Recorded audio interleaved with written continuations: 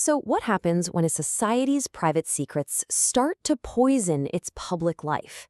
Today, we're going to unpack a pretty provocative argument that draws a direct line between the hidden actions of individuals and the overall health of a nation. Okay, so the entire argument we're digging into today really kicks off with this single powerful image. It's the idea of a person living two separate lives. On the surface, they look respectable, but behind the scenes, their behavior is described as immoral and reckless. This metaphor, it's really the key to understanding the whole critique. But this isn't just about one person's choices. The author is using this story as a kind of mirror, suggesting that it reflects a much, much deeper sickness that's spreading through the entire social fabric. And here you can really see that central conflict laid bare. On one side, you've got the public self, respectable, dignified. But on the other side, there's the secret self, which is pursuing a life described as reckless and, importantly, vulnerable.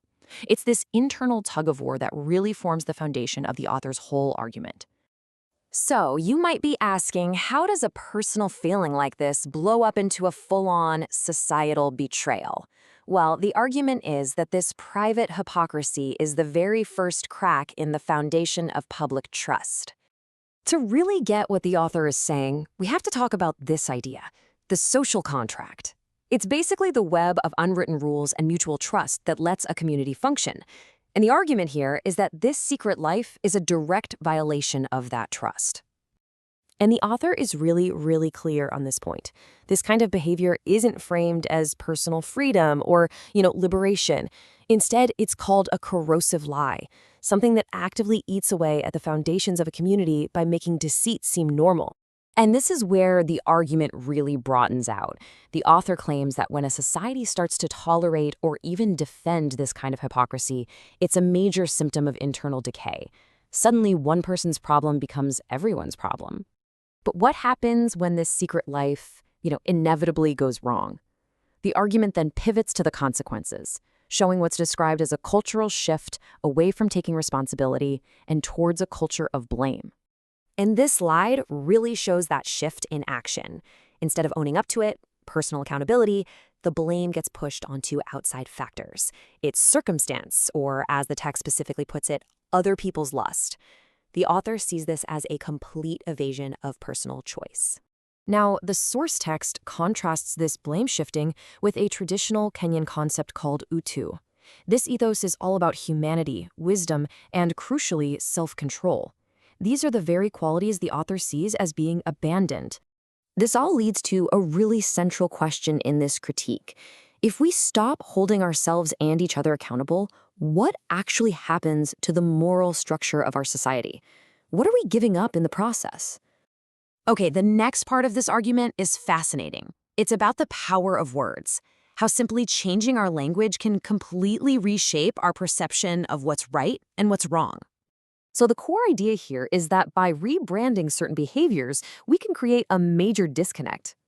We start talking about the actions without ever having to acknowledge their consequences, whether those are physical, social, or even spiritual. And the author gives some pretty specific examples of this rebranding. Terms like prostitution get replaced with phrases like sex work or hustling. The argument being made is that this isn't just a simple change in words.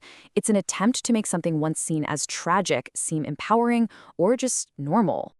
According to the text, the ultimate effect of all this rebranding is actually dehumanizing. It strips away the personhood and reduces human beings and intimacy itself to just another commodity, something to be bought and sold. This slide lays out the two opposing worldviews that are really at the heart of this whole debate.